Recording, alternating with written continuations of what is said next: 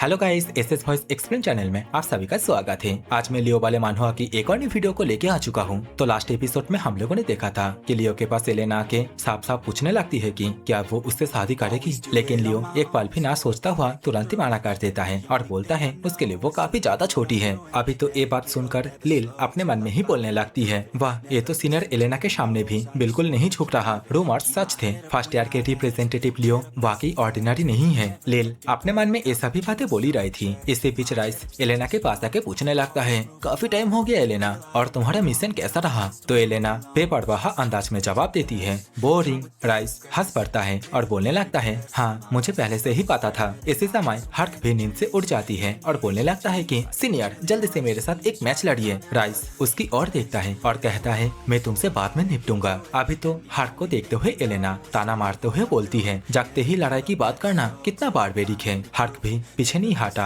और बोला, जो अपना छोटा सा फैक्शन लेकर घूमती है वो असली फाइट्स के बारे में क्या जाने। एलेना की भावनाएं टान जाती है, तुम आखिरकार किसको कहना चाहते हो? जोर से पूछती है। हर्क तुरंत जवाब देती है, क्या यहाँ कोई और एलेना जिरन भी खड़ी है? दोनों के बीच का माहौल गर्म होता हुआ देख लिल घबरा कर बोल पड़ती है, अगर आप लोग यहाँ लड़े तो बहुत बड़ी प्रॉब्लम हो जाएगी। उधर राइस लियो के पास आता है और पूछता है, तो बताओ यार रिप्रेजेंटेटिव्स के बारे में क्या सोचते हो? तो लियो शांत चेहरे के साथ कहता है, लगता है सब लोग काफी अच्छी तरह मिलजुल कर रहते हैं। लियो के इतना बोलने के साथ ही कुछ देर बाद सभी को हेडमास्टर के सामने बुलाया जाता है। हेडमास्टर थोड़ा गंभीर आवाज में कहते हैं कि मैं ज्यादा समय नहीं लूंगा। आज से लेकर first year inter departmental competition के खत्म होने तक ल्यूमेन एकेडमी के सभी स्टूडेंट्स और स्टाफ का बाहरी दुनिया से हर तरह का कम्युनिकेशन बंद रहेगा और एकेडमी को पूरी तरह से लॉकडाउन किया जा रहा है। हेडमास्टर की ये सभी बातें सुनते ही लियो के मन में एक ही ख्याल आता है, तो आखिरकार वो गद्दार को पकड़ने ही वाला है। सीन दोबारा से शिफ्ट होता है क्लासरूम की तरफ। लियो उसके डिपार्टमेंटल क्लासमेट के साथ बैठे बैठे बातचीत कर ही रहे थे। इसी समय एक लड़का बोलने लगता है कि गाइस इंटर डिपार्टमेंटल कंपटीशन की लोकेशन फाइनली डिसाइड हो गई है। सेल्सिया हैरान होकर पूछती है, कहाँ? तो वो बोलता है, नेग्रैन। नेग्रैन इस नाम को सुनने के बाद सभी लोग शॉक हो जाता है। अभी थॉमस अपनी किताब देखते हुए समझता है कि नेग्रैन कॉन्टिनेंट के साउथ ईस्ट में स्थित एक शहर था और हीरो रैंक टंचन के ब्रेक थ्रू ने इसे एक ही रात में बर्बाद कर दिया था। बाद में टंचन को तो क्लियर कर दिया गया था, लेकिन उसका कर्स आज तक वहाँ मौजूद है। नेला घबरा कर पूछती है, क्या सच में हम वहाँ जा सकते हैं? तो सेल्सिया कहती है, डेंजरस तो है लेकिन इतना भी नहीं, वहाँ सिर्फ लो और मिड लेवल के मॉन्स्टर और रैंडम कर्सेस मिलते हैं। सेल्सिया ये सभी बातें सभी को बोली रही थी, लेकिन इस समय लियो का ध्यान कहीं और ही था। मैं आपको देखते हुए उसकी आंखें सिकुड़ जाती है। ये जगह, ये तो मुझे याद है, ये तो वही जगह है जहाँ मैं और लाइसिनियस ने पहली बार एक लीजन कमांडर को हराया था। लियो की इतना सोचने के साथ ही सीन दोबारा से चेंज हो जाता है। कंपटीशन के दिन एकेडमी का पूरा स्टेडियम भरा हुआ था। अभी अनाउंसर जोर जोर से कहता है कि आज हम फ्यूचर हीरोज को उनके पहले कदम उठाते हुए देखेंगे। इसी समय टावर ऑफ हीरोज के ऊपर हम लोगों को हेडमास्टर और इसके साथ ही प्रोफेसर मारिन को देखने के लिए मिलते हैं। हेडमास्टर प्रोफेसर मारिन से बोलने लगते हैं कि इतने सारे आउटसाइडर्स को अंदर आने देना मुझे पसंद नहीं, क्या पता कोई घुसपैठिया भी आ गया हो। तो प्रोफेसर मारिन पूछती है, क्या लॉकडाउन और थोड़ा बढ़ाया नहीं जा सकता? तो हेडमास्टर शांत रहकर कहते हैं, अब डरने की जरूरत नहीं, इस बार हमारे पास फिनिक्स है। हेडमास्टर की इस बात को सुनने के बाद मारिन के मन में सिर्फ एक ही बात चलती है, फिनिक्स मेरे पीछे खड़ी है, काश मैं उससे बात कर पाती। उधर स्टेडियम में प्रोफेसर सेकेंड चिल्ला चिल्ला के कंपटीशन के रूल समझा रहा था। वो बोलने लगते हैं कि जो आखिरी तक टिक पाएगा वही विनर होगा और उसके डिपार्टमेंट को चैंपियन डिक्लेयर किया जाएगा। हर पार्टिसिपेंट को एक ब्रेसलेट दिया जाएगा जो उनकी कंडीशन मॉनिटर करेगा। अगर जान को खतरा हुआ तो ब्रेसलेट उन्हें तुरंत ही बाहर टेलीपोर्ट कर देगा। तो ये सभी हुए बेसिक रूल्स। असली सरप्राइज तो अभी भी बाकी था। प्रोफेसर सेकेंड दोबारा से बोलने लगते हैं कि मैं यहाँ पे एक बात बोलना तो भूल ही गया था, ये जो टूर्नामेंट है ये तुम्हारा फाइनल प्रैक्टिकल एग्जाम भी होगा। प्रोफेसर सेकेंड की इस बात को सुनने के बाद पूरा स्टेडियम सुन रह जाता है, लेकिन चीजें यहीं पे खत्म नहीं होती। प्रोफेसर सेकेंड आगे कहते हैं कि सिर्फ सरवाइव करना काफी नहीं होगा, तुम्हारी हर एक एक्शन रिकॉर्ड होगी। हो सकता है कोई स्टूडेंट जल्दी एलिमिनेट होकर भी उससे ज्यादा स्कोर कर ले जो ज्यादा देर तक सरवाइव करे। प्रोफेसर सेकेंड की इस अनाउंसमेंट को सुनते ही लियो समझ जाता है कि एकेडमी ने कितनी चालाकी से रूल्स बनाए हैं। प्रोफेसर सेकेंड दोबारा से बोलने लगते हैं कि अगर तुम अपने डिपार्टमेंट के लिए खुद को सैक्रिफाइस करते हो तो तुम्हारा एग्जाम स्कोर बर्बाद हो जाएगा। और इसी के साथ टूर्नामेंट ऑफिशियली शुरू हो जाता है। देखते ही देखते एक चमकदार गोल्डन लाइट पूरे बैटलफील्ड को कवर कर लेती है। अगले ही पल सभी स्टूडेंट हवा में नजर आते हैं। सब आसमान से सीधा नीचे गिर रहे थे। थॉमस घबराकर जोर से चिल्लाता है, जल्दी मैजिक यूज करो। लेकिन यहाँ पे लियो का ध्यान किसी और चीज पर था। वो नीचे की ओर देखते हुए अपने मन में ही बोलने लगता है कि पूरा शहर कार से भरा हुआ है, सिर्फ सेंटर ही सेफ जोन है, सब लोग वहीं जाएंगे, लेकिन मैं लेक एरिया जाऊंगा। और इसी फैसले के साथ लियो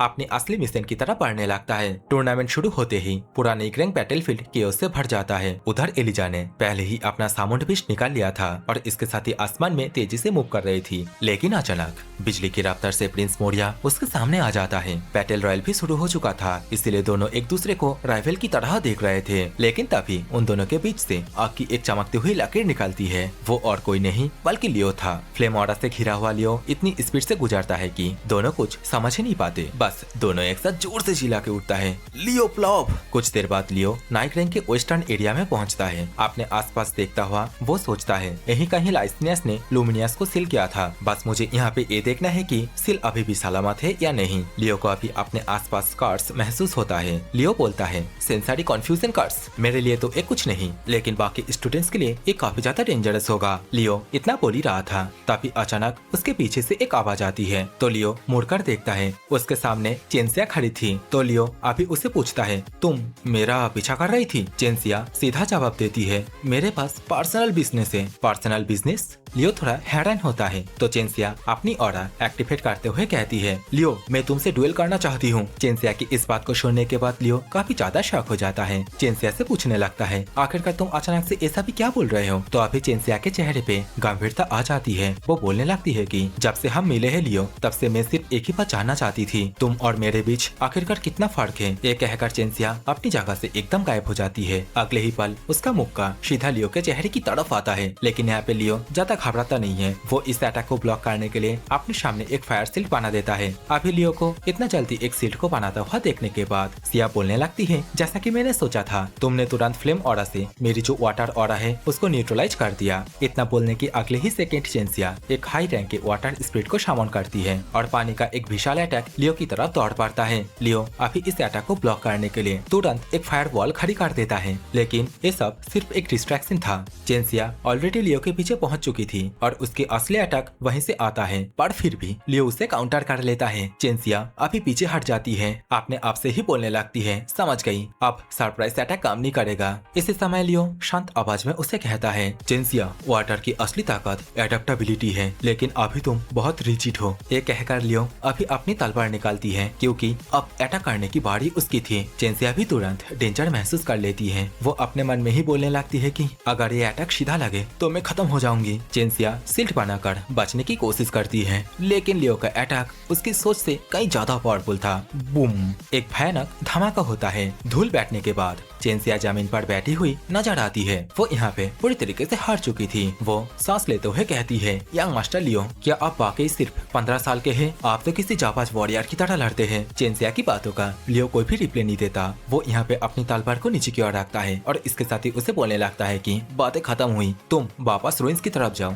चेंसिया इस बात को सुनने के बाद शॉक हो जाती है। लियो से पूछने लगती है, क्या आप मुझे एलिमिनेट नहीं करेंगे? लियो सीधा जवाब देता है, बैटल रॉयल है तो हारे हुए ओपोनेंट्स के साथ क्या करना है ये मेरा फैसला है। इतना बोलने के साथ ही लियो एक और बात कहता है, वैसे जो लोग तुम्हारा पीछा कर रहे हैं उनका ध्यान रखो। लियो की इस बात को सुनने के बाद चेंसिया हैरान हो जाती है, मतलब पूछने लगता है, लेकिन चेंसिया को उसके सवाल का जवाब कुछ ही पल बाद मिल जाता है। दूर से दो परिचित चेहरे नजर आते हैं। डूरेन और एलिजा दोनों सीधा लियो को ढूंढते हुए आ रहे थे। डूरेन गुस्से में कहता है, लियो प्लॉप मेरा टारगेट है, बीच में माता ना एलिजा। एलिजा भी पीछे हटने वाली नहीं थी। वो अभी डूरेन से बोलती है, बकवास मत करो, लियो प्लॉप मेरा शिकार है। दोनों का झगड़ा देखकर चेंसिया बीच में आ जाती है। दोनों से बोलने लगती है कि कैसल रुइंस उस तरफ है, फिर तुम लोग यहाँ क्या कर रहे हो? चेंसिया की इस बात को सुनने के बाद डूरेन चेंसिया से सीधा पूछता है, तुम भी लियो के पीछे गई थी? लगता है हार गई। वो कहाँ गया? चेंसिया शांत रहकर कहती है, हाँ मैं हार गई। वैसे डूरेन मैं इंजर्ड हूँ, तो क्या तुम मुझे नेला के पास ले जा सकते हो? डूरेन तुरंत मना कर देता है, मैं ऐसा क्यों करूँ? चेंसिया उसकी तरफ देखकर कहती है, हम एक ही डिपार्टमेंट के मेंबर हैं, क्या तुम अपने डिपार्टमेंट मेंबर को इग्नोर करोगे? चेंसिया की इस बात को सुनने के बाद डूरेन तुरंत चुप हो जाता है। फिर चेंसिया एलिजा की तरफ मुड़ती है और उससे बोलने लगती है कि